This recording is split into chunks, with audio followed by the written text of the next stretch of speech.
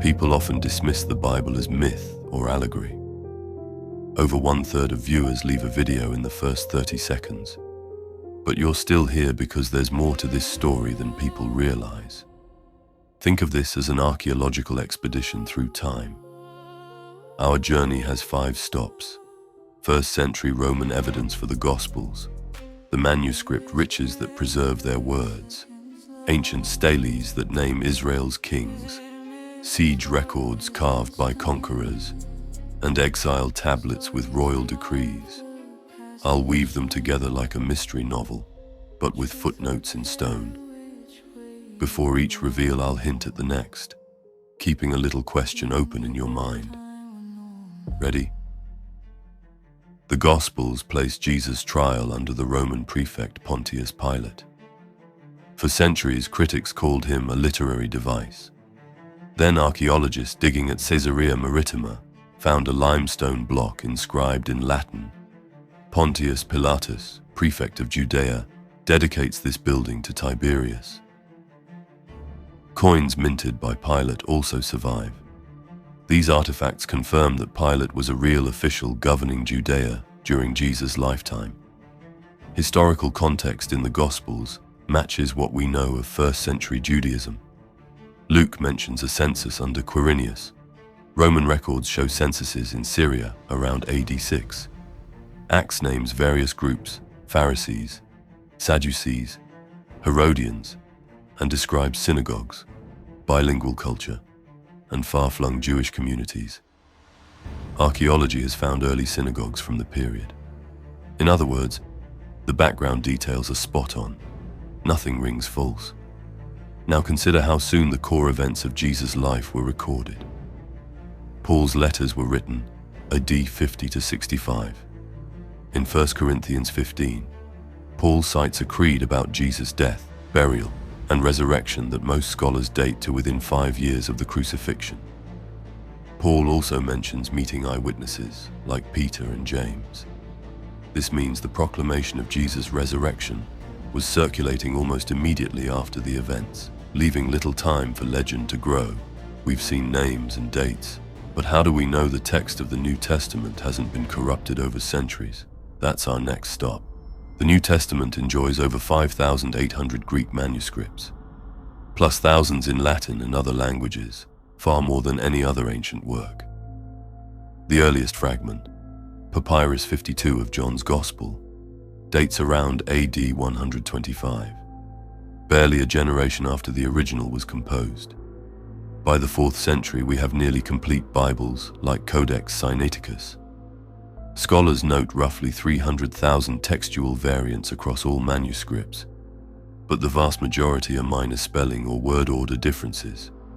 Textual critic Bart Ehrman admits that essential Christian beliefs are unaffected by these variants because so many independent copies survive. Experts can reconstruct the original text with over 99% confidence. This abundance is unparalleled. Homer's Iliad has around 1,800 manuscripts. Moreover, the New Testament writers display undesigned coincidences. For example, John tells us Jesus asked Philip where to buy bread.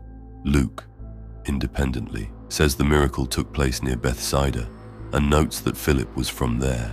Neither author explains the connection, yet the details interlock. Paul's letter to the Corinthians casually mentions Erastus, the city treasurer, and archaeologists have found a pavement inscription in Corinth reading, Erastus, city treasurer, laid this pavement. Such subtle convergences suggest genuine memories and real people, rather than coordinated fiction. We've examined the writings, but are there stones older than the New Testament that mention Israel's kings? Wait until you see the House of David carved into basalt. Our next stop is the Tel Dan Stele, a victory inscription discovered in 1993 in northern Israel. It was carved by an Aramean king around 840 BC and boasts, "I killed Ahaz-Yahu, son of Jehoram, king of the House of David." This small fragment is the earliest evidence outside the Bible that King David's dynasty was known to Israel's enemies.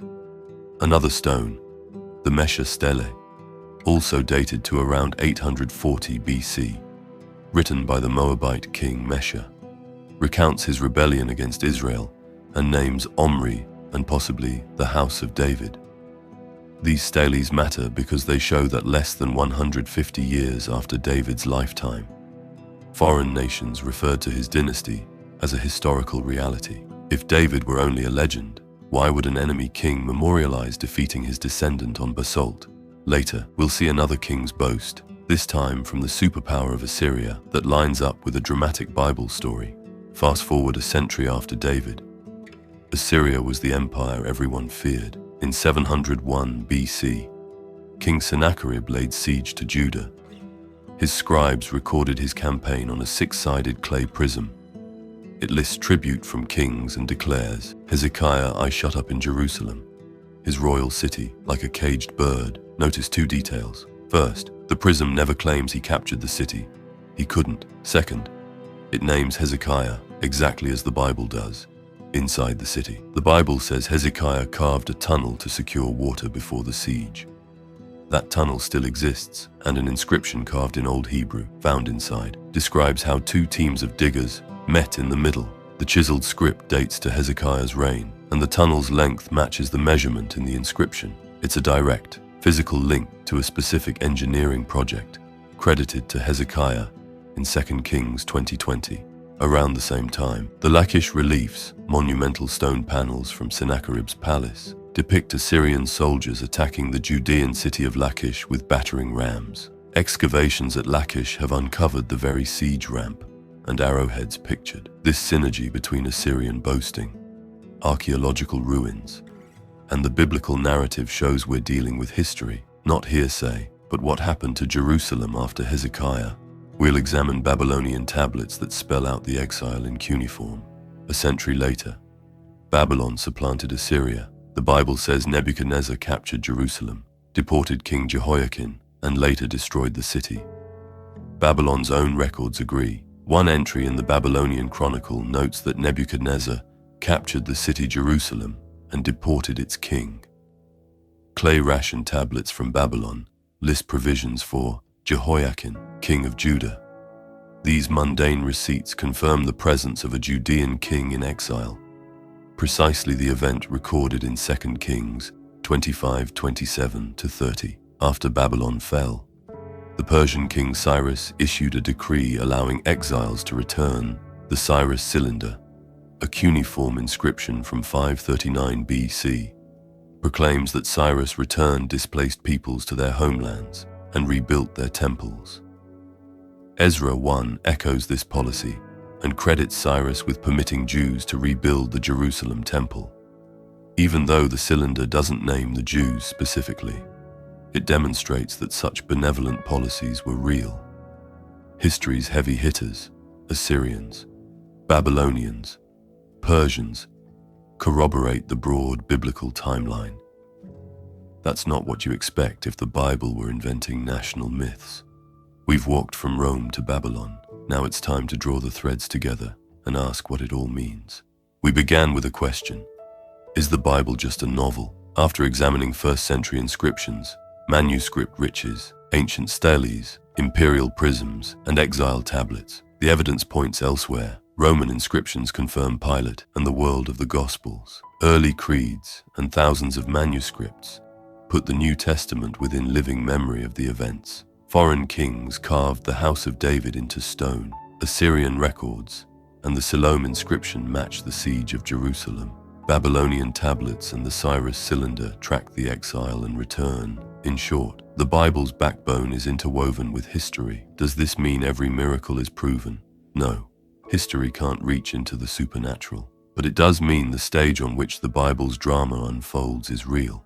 The kings, cities, and culture are not inventions. If you're a skeptic, that should give pause. If you're a seeker, maybe it's an invitation to look deeper.